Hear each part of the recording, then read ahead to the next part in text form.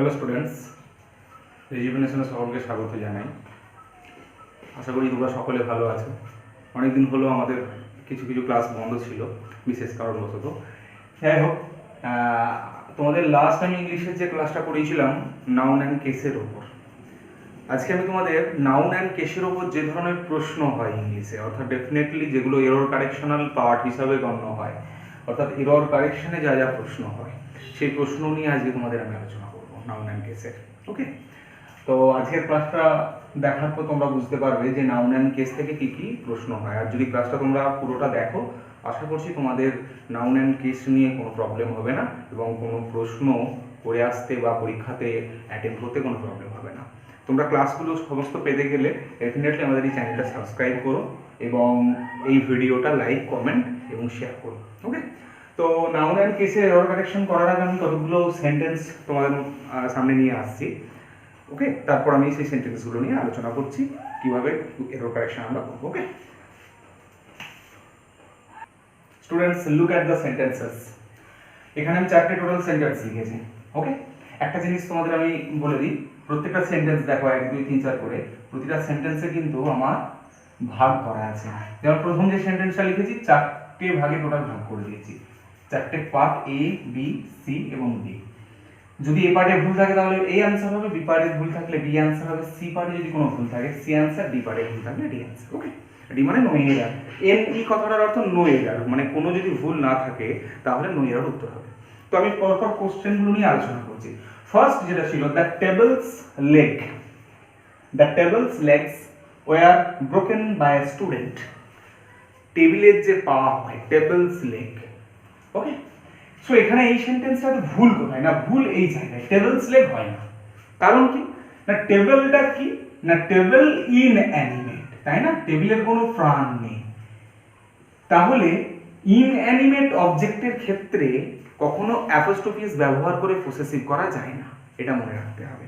ওকে, তাহলে ইনঅ্যানিমেট অবজেক্টের ক্ষেত্রে যদি আমাকে পসেসিভ করতে হয় তাহলে কখনো কিন্তু অ্যাপোস্ট্রোফিস ব্যবহার করা যায় না। কিছু কিছু ক্ষেত্রে অ্যাপোস্ট্রোফিস ব্যবহার করা যায়, সেগুলো আমি প্রিভিয়াস ক্লাসে আলোচনা করেছি, তবে এক্ষেত্রে হবে না। তাহলে কি হওয়া উচিত ছিল? The legs of the table করা উচিত ছিল, কিন্তু টেবলস লেগ করেছি, এটা ভুল করেছি। সো কোন পার্টে ভুল আছে স্টুডেন্ট? না, পার্ট এ তে ভুল আছে। ওকে, তাহলে অ্যান্সার কি হবে এখানে? Answer is A. Clear? Next sentence, they were waiting for the train arrival. Okay, they were waiting for the, তারা ট্রেনের আসা এর জন্য অপেক্ষা করছিল, ট্রেনের আসার জন্য। তাহলে কিসের জন্য অপেক্ষা করছিল? ট্রেনের আসার জন্য। ট্রেনের আসা, আসাটা এখানে কোন পার্টস অফ স্পিচ? আসাটা কোন পার্টস অফ স্পিচ? না, আসাটা হলো নাউন, তাই না? অ্যারাইভাল, কিসের জন্য ওয়েট করছিল? অ্যারাইভাল, আসা। সবসময় খেয়াল রাখবে, যেহেতু এটা কাজ বোঝালে, কাজ করা বোঝাচ্ছে না, কিন্তু আসাটার জন্য ওয়েট করছিলাম আমি তার আসার জন্য। আসাটা এখানে নাউন। ওকে, তাহলে they were waiting for the train arrival. Train arrival এখানে হবে? হবে না। অ্যারাইভাল এটা নাউন, তাহলে কিসের জন্য ওয়েট করছিলাম? আমরা ট্রেনটার আসার জন্য ওয়েট করছিলাম, তাই না? তাহলে এখানে ট্রেনস অ্যারাইভাল করতে হবে। কি করতে হবে? না, trains arrival, TRAIN apostrophe S. Okay, তো এখানে ট্রেনের পর যখনই আমি অ্যাপোস্ট্রফি এস যোগ করে দিলাম, এটা কিন্তু অ্যাজ অ্যান অ্যাডজেক্টিভ কাজ করছে, ভালো করে বোঝো।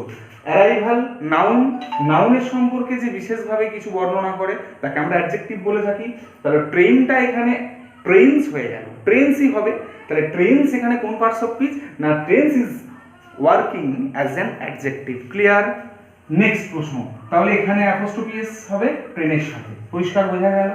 Next, I have to go to Kolkata because my son's in-law friend is seriously ill. এখানে সেন্সটা কি বলতে চাইছে আগে বুঝো। না, আমাকে কলকাতা যেতে হবে কারণ আমার সন ইন ল এর বন্ধু অসুস্থ। ওকে, তাহলে সন ইন ল এর বন্ধু, এগুলোকে কম্পাউন্ড নাউন বলা হয়। কম্পাউন্ড নাউন কোনগুলোকে বলতে পারি? না, son in law, father in law, mother in law, daughter in law, etcetera, এগুলোকে কম্পাউন্ড নাউন বলা হয়। তাহলে কোনো কম্পাউন্ড নাউনকে যদি পসেসিভ করতে হয় তাহলে মনে রাখবে সবসময় লাস্ট ওয়ার্ডের পর অ্যাপোস্ট্রফি এস যোগ করতে হবে।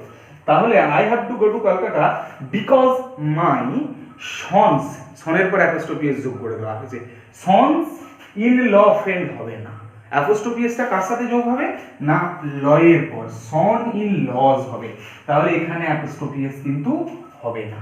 ক্লিয়ার হলো? Because my son in law's friend হবে। তাহলে মনে রাখতে হবে কম্পাউন্ড নাউনের ক্ষেত্রে son in law, father in law, daughter in law, এদেরকে যখন আমি পসেসিভ করব অ্যাপোস্ট্রফি এসটা কিন্তু অবশ্যই কোথায় বসবে না আফটার দ্য লাস্ট ওয়ার্ড। ওকে, কিন্তু যদি প্লুরাল করতে হয়, প্লুরাল মানে কি না সিঙ্গুলার থেকে যখন আমি প্লুরাল করব, এক বচন থেকে যখন বহু বচনে রূপান্তর করব, তখন সন ইন ল এর প্লুরাল ফর্ম হবে সনস ইন ল। সেক্ষেত্রে অ্যাপোস্ট্রফি এস হবে না, শুধু এস বসবে, সনস ইন ল। কিন্তু পসেসিভের ক্ষেত্রে অ্যাপোস্ট্রফি এসটা লাস্ট ওয়ার্ডের সাথে বসবে। Next sentence, I postponed Ram going to Delhi as I determined to present myself there. Present myself there. Okay. So I postponed Ram going. এখানে বলতে চাইছে কি না আমি রামের দিল্লি যাওয়াটা পোস্টপন করলাম, কারণ আমি ডিটারমাইন করেছিলাম যে সেখানে আমাকে যেতে হবে।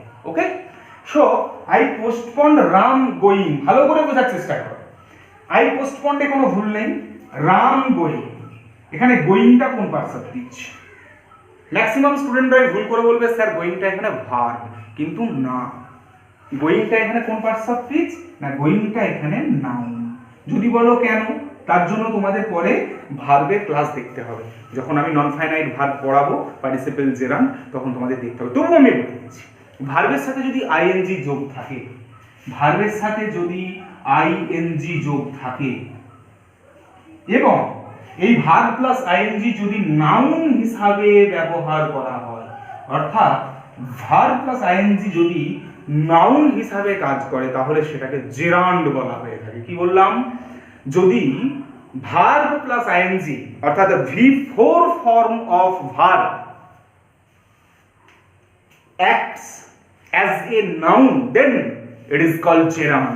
এখানে দেখো I postponed Ram going, রামের যাওয়া বন্ধ করলাম, যাওয়া কোন পার্টস অফ স্পিচ? যাওয়া, খাওয়া, এগুলো কিন্তু নাউন, আর যাচ্ছি খাচ্ছি এগুলো ভার্ব।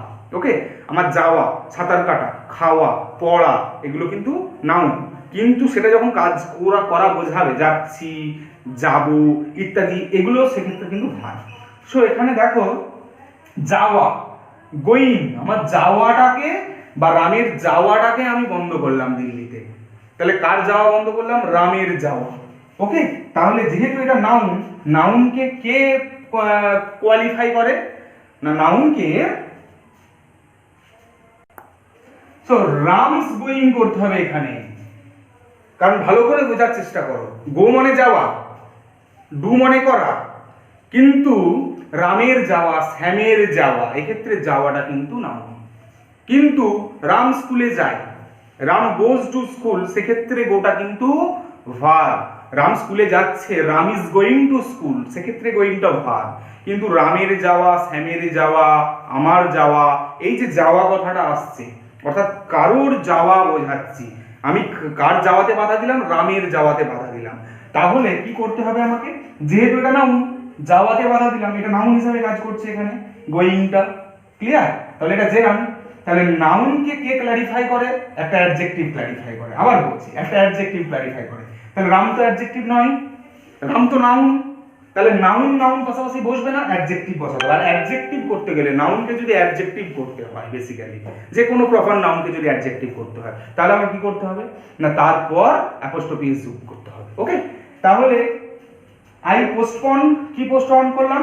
রামস গোয়িং, রামের যাওয়াটা পোস্টপন করলাম টু দিল্লি, রামের দিল্লি যাওয়াটা পোস্টপন করলাম, রামের আমাকে অ্যাপোস্ট্রফি এস বসাতে হবে। Ram's going to Delhi as I determined myself to go there. Okay, so চারটে প্রশ্ন থেকে তোমরা বুঝতে পারলে পরিষ্কার যে আমরা মানে কি ধরনের প্রশ্ন হয়। আমি আরো কয়েকটা কোশ্চেন তোমাদের সামনে নিয়ে আসছি। সো স্টুডেন্ট, আরো কয়েকটা কোশ্চেন তোমাদের সামনে আমি নিয়ে এসেছি। দেখো, question number 5, I have done all this for goodness sake. তোমাদের আগের ক্লাসে আমি বলেছিলাম যে সমস্ত সেন্টেন্সগুলো যে সমস্ত ওয়ার্ডগুলোর পরে সিই বা ডবল এস থাকবে সেগুলোকে পসেসিভ করতে গেলে তাদের পর একটা সেক কথা ব্যবহার করতে হয়, কিন্তু সেক কথা ব্যবহার করলেও অ্যাপোস্ট্রফি এস ব্যবহার হয় না, শুধু অ্যাপোস্ট্রফি ব্যবহার করা হয়। যেমন গুডনেস সেক হয়, জাস্টিস সেক হয়। ওকে, তো এখানে দেখো I have done all this for, ভুল কোথায় না, ভুল আছে এই পার্টে। যে দেখো এখানে কি করেছি আমরা না গুডনেস আবার অ্যাপোস্ট্রফি, কিন্তু হওয়া উচিত ছিল কি না গুডনেস শুধু অ্যাপোস্ট্রফি, গুডনেস সেক। ক্লিয়ার? নেক্সট কোশ্চেন, তাহলে যেমন জাস্টিস সেক যদি করি, জাস্টিস সেক এসএকে সেক। ক্লিয়ার? গুডনেস সেক অ্যাপোস্ট্রফি এসটা হবে না। ওকে, নেক্সট প্রশ্ন, the climate of Darjeeling is more comfortable than Hooghly. ভালো করে এই কোশ্চেনটা বোঝার চেষ্টা করো। দার্জিলিং এর জলবায়ু হুগলির জলবায়ুর চেয়ে বেশি কমফোর্টেবল। ওকে, দার্জিলিং এর জলবায়ু হুগলির জলবায়ুর চেয়ে বেশি কমফোর্টেবল, কিন্তু এখানে কি তাই বলা আছে? এখানে বলা আছে দার্জিলিং এর জলবায়ু হুগলির চেয়ে কমফোর্টেবল, তা তো নয়। তুলনাটা কার কার মধ্যে করা হচ্ছে? তুলনা করা হচ্ছে দ্য ক্লাইমেট অফ দার্জিলিং, তার সাথে কার তুলনা করা হচ্ছে? The climate of Hooghly. Clear? So এই তুলনা করতে গেলে আমরা একটা জিনিস দেখব, the climate of Darjeeling is more comfortable than Hooghly হবে না, তাহলে আমাকে কি করতে হবে না মোর কমফোর্টেবল দ্যান হুগলিজ। হুগলিজ কথাটার অর্থ হলো কি না the climate of Hooghly. Clear? তাহলে the climate of Darjeeling is more comfortable than Hooghly's করতে হবে, অ্যাপোস্ট্রফি এস। হুগলিজ কথাটার অর্থ হচ্ছে হুগলির ক্লাইমেট। ওকে, বা দ্যাট অফ করা যেতে পারে, no problem. The climate of Darjeeling is more comfortable than that of Hooghly করলেও কোনো সমস্যা হবে না।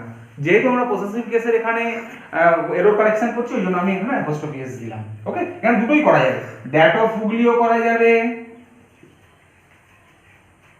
আর হুগলিজও করা যাবে।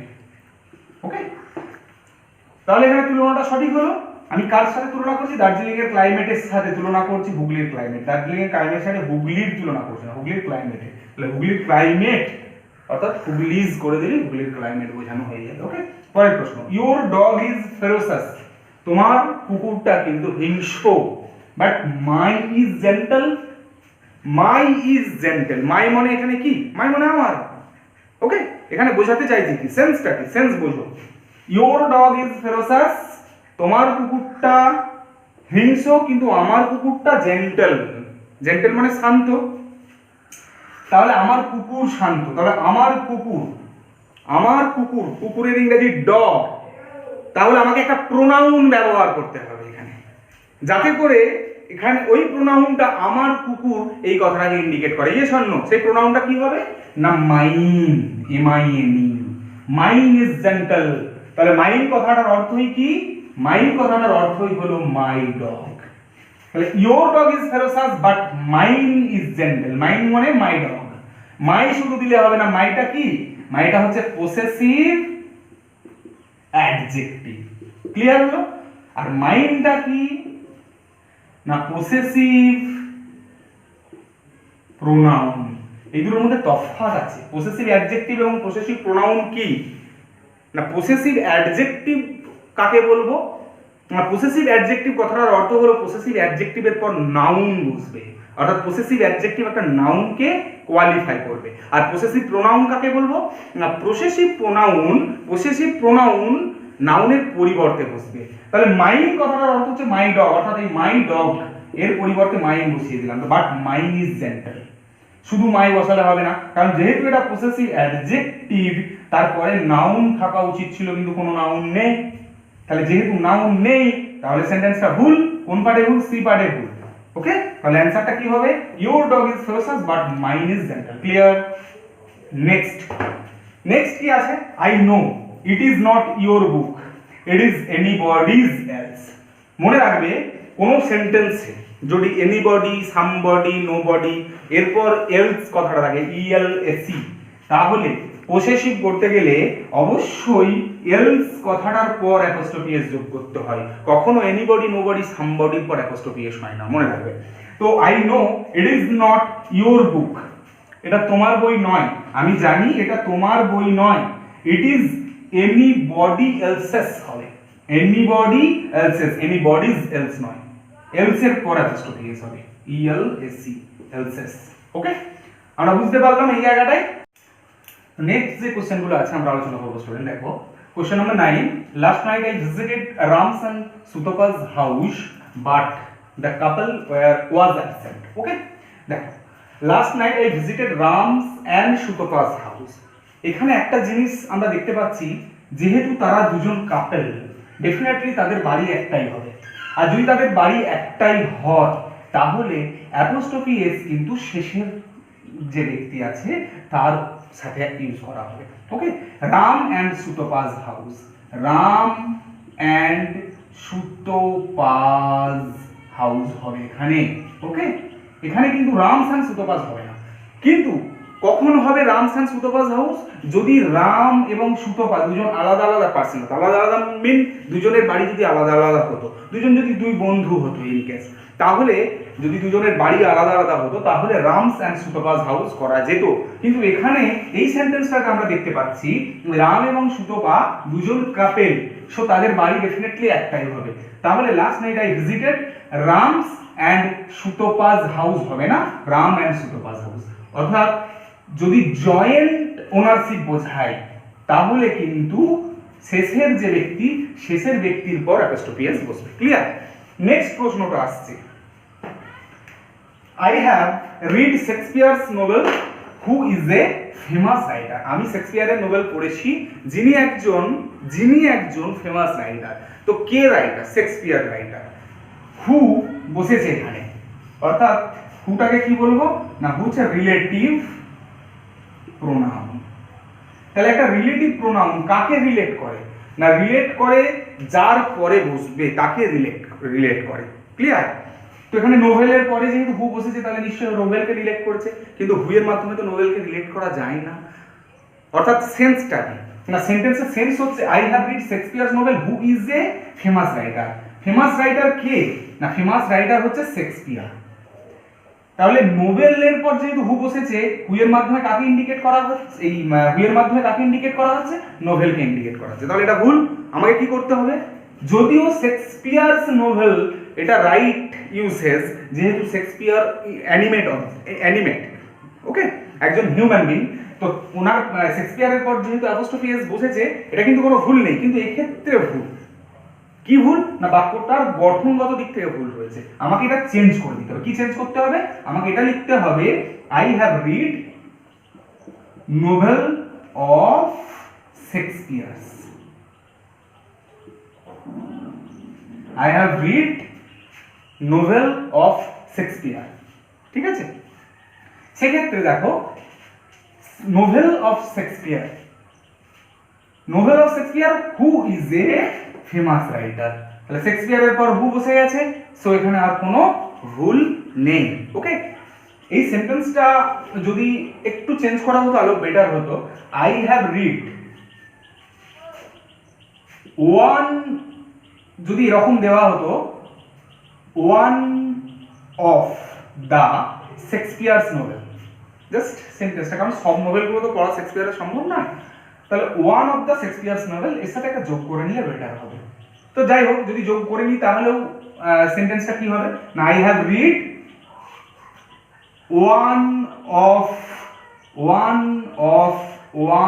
Of the novels of Shakespeare হবে, one of the novels of Shakespeare who is a famous writer। ওকে, তাহলে সেন্টেন্সটা কি আছে না, I have read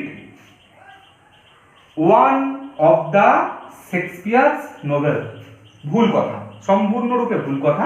কি হবে, I have read one of the novel of Shakespeare। ওকে, নেক্সট, I like Ram's teaching who is my favourite teacher. I like Ram's teaching, একই জিনিস, I like Ram's teaching, who এর মাধ্যমে টিচিংকে রিলেট করা হচ্ছে, কিন্তু টিচিংকে রিলেট করা যাবে না, আমার ফেভারিট টিচারকে রাম, তাহলে টিচিং অফ রাম করতে হবে, টিচিং অফ রাম, তারপরে হু বসিয়ে দাও, নো প্রবলেম। ওকে, তাহলে I like the teaching of Ram হবে, the teaching of Ram who is my favourite teacher. Okay, তাহলে আই লাইক রামস টিচিং হবে না, কারণ টিচিং এর পর যেহেতু হু বসছে, হু এর মাধ্যমে টিচিংকে রিলেট করা হচ্ছে, এটা তো সম্ভব নয়। হু এর মাধ্যমে রিলেট কাকে করবো? রামকে। তাহলে রামকে হু এর পাশে নিয়ে যেতে হবে। তাহলে রামকে হু এর পাশে নিয়ে যেতে গেলে টিচিং অফ রাম করতে হবে। ওকে, তাহলে I like the teaching of Ram, who is my favourite teacher.